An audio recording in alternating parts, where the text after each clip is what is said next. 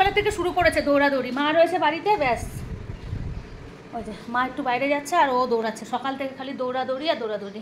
এই যে হিস করেছে আবার এখানে, এই এখানে আয়, চল চল। এই দেখো কাদা পাড়িয়ে কি করেছে বাইরে গিয়ে গিয়ে। চল চল ভেতরে আয়, ভেতরে আয়। সারাক্ষণ শুধু এই করতে আছে। এতদিন ছিল গরম, মানে বৃষ্টি হচ্ছিলো, গরমটা একটু কম ছিল, আর ব্যাস শুরু হলো আবার। আর আজকে কী কী রান্নাবান্না করছি তো তোমাদের সাথে শেয়ার করে নিই। আজকে বানাবো একটু রাইস। এই যে রাইসের চাল নিয়ে এসছে, এটা ভিজিয়ে দেবো। রাইসের সাথে বানাবো আলুর দম। আমার শাশুড়ি মা তো মাংস খায় না, এই জন্য আলুর দম বানাবো। আর এই যে মাংস রয়েছে এখানে, মাংসটা আমাদের জন্য, আর এখানে শিরোর জন্য আছে, শিরোর জন্য কিছুটা তুলে রেখে সেদ্ধ করব। আর এখানে এই যে সব কিছু কাটাকুটি হয়ে গেছে। রাইসের কিছু কাটিনি, রাইসের ওটা কাটতে হবে।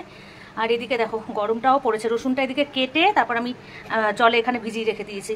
চালটাও ভেজাতে হবে, এখনই ভিজিয়ে দেবো, নাহলে চালটা বলেছে 1 থেকে 1.5 ঘন্টা মতো ভিজিয়ে রাখতে। তো চলো রান্নাবান্না শুরু করি। আর সকাল থেকে শুরু করেছে শিরো, কি বলবো, মানে যেদিন মা বাড়িতে থাকবে সেই দিনই শুরু হয়ে যায় ওর দৌড়া দৌড়ি। মানে মা একটু বাইরে যেতে পারবে না, এই হলো ওর মেন কথা। সবসময় ওর সাথে থাকবে তাহলে খুব ভালো। দেখো মা এখন পুজো দিতে বসবো, এখন ওখানেই বসবে। বলছি দাঁড়ো দেখাচ্ছি, ওই দেখো দেখেছো তো, মা এখন দেবে পুজো এখানে। এই যে এখানে পুজো দেবে, আর এই যে এখন ও এখানেই বসবে, এখান থেকে সরবে না। এই কোথায় বসবি? পুরো ঠাকুর ঘরের সামনে এখানটা বসবে। এই যে বসে পড়েছে। ওর হলো এই হলো ব্যাপার। আজকে টিপ পড়োনি তো মাম্পু? টিপ পড়ার সময় পাওনি? সকাল থেকে এত কাজ করছো তুমি।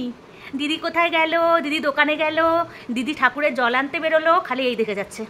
এই জন্য সকাল থেকে এত কাজ, ও এত ব্যস্ত জন্য টিপ পড়ার সময় পায়নি। কি তাই তো?